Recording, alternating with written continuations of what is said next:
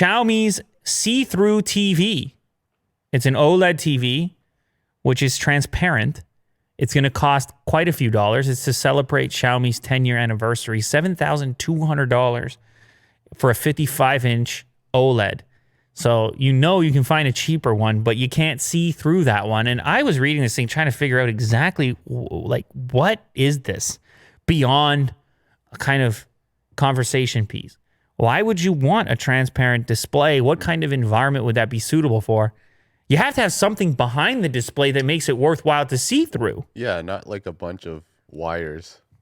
Or a wall. Or a wall, yeah. Right? You would have to have it in the middle of a room somewhere. Mm-hmm. Or in front of a window maybe, which typically isn't the optimal way to view something because you got the bright light coming through the window. But I don't know. Some super modern environment.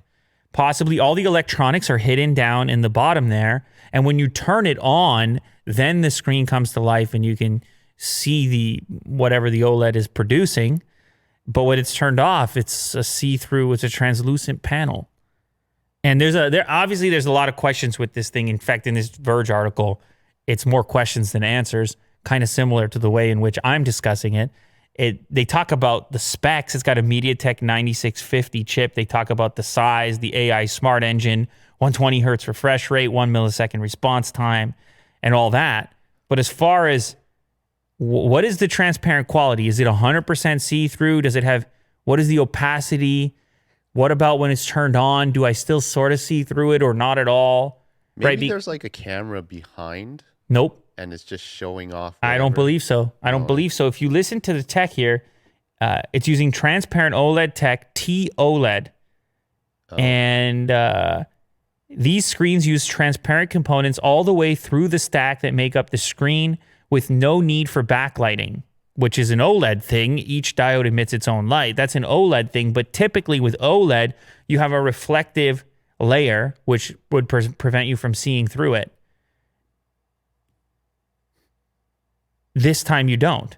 There's no cathode. There's no layer behind it. So it's just the OLED. Dude, I don't know, man.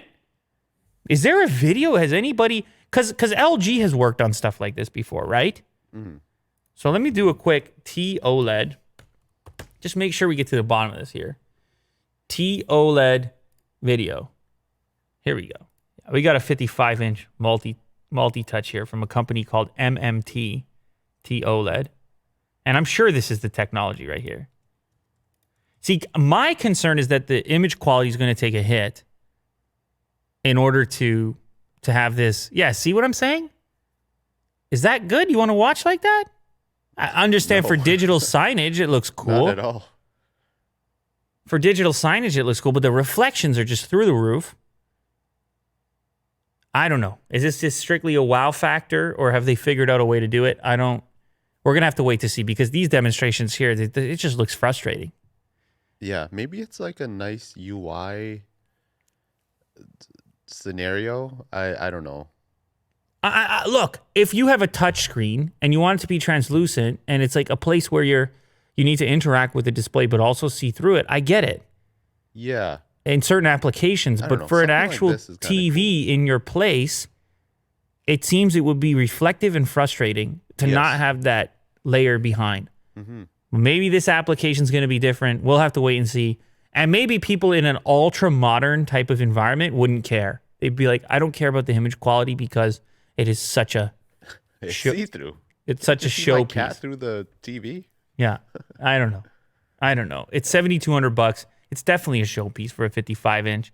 We have to wait and see exactly how that maps out. Yeah. If it's something that anybody really wants. Or is it one of those things that looks good in pictures and then once you get it, it's just total frustration.